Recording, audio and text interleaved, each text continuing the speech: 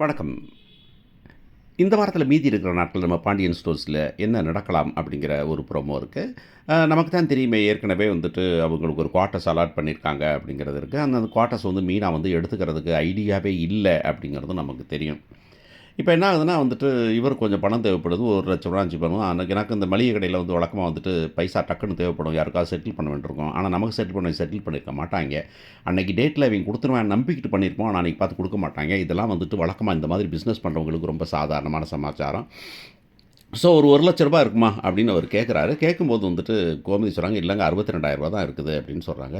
62,000 தான் இருக்கா? சரி இருக்கறத குடு நான் பார்த்துக்கிறேன் அப்படிங்கும்போது, மீனா டக்குன்னு என்ன பண்றாங்க, சரி ஆம் ம் ப நம்ம அ ரூ. 10,00,000 குடுத்துட்டீங்களாம்மா அந்த கடன கட்டுறதுக்கு.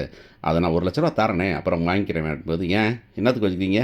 முதல்ல போய் கடன கட்டுங்க அப்படின்னு சொல்லும்போது, அவர் சொல்றதில நியாயம் இல்லாம இல்ல. எல்லாத்தையும் வித்து நான் ஒரு இடத்துல வந்துட்டு உனக்கு கடன கட்டுறதுக்காக குடுத்துருக்கேன் அப்படின்னு. இந்த கடன் யார் கடன் அப்புட்ன்னா செந்திலு. செந்தில் நான் கட்டுறேன்னு சொல்லணும். ஆனா வந்துட்டு அந்த கடன வந்துட்டு அவரே கட்டுறாரு.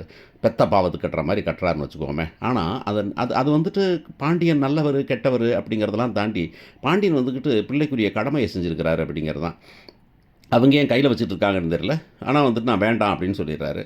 உடனே அந்த பொண்ணு சரின்னு போயிருது. ஆனா உள்ளார வந்து மீனா உனக்கு அறிவு இருக்கா? அப்படின்னு திட்டுறான். என்னன்னு கேட்டா, என்ன அறிவு இருக்கா? என்ன இருக்க? எவர்ட்டா ரூ. 10,00,000 அவருக்கு குடுக்குறேங்கிற நீ?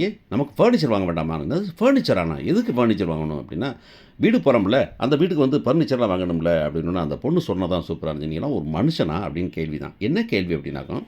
10,00,000 ஃபர்னிச்சர் வாங்கணுங்கிற, அந்த பணம் குடுத்தவர் வந்துட்டு ஒரு ரூ. 40,000 இல்லாம இருக்காரு. அந்த பணத்த குடுக்கலாங்கிற ஒரு எண்ணம் கூட இல்லாத செல்ஃபிஷ்ஷா இருக்கலாம். ஆனா அதுக்காக இவ்வளவு செல்ஃபிஷ்ஷா இருக்க முடியுமான்னு சொல்லிட்டு, இங்க பாரு அந்த வீட்டுக்கு போற மாரி இல்ல. நான் இந்த வீட்ல இருக்கிற மாரி தான் இருக்கிறேன். இல்ல அந்த வீட்டுக்கு போகணும்னு நெனச்சிருக்கேன். அந்த குவார்ட்டர்ஸ் வேணும்னா, நீயா போய் குடியிருந்துக்கன்னு சொல்லும்போது, முகத்துல அரைஞ்ச மாரி இருக்கு.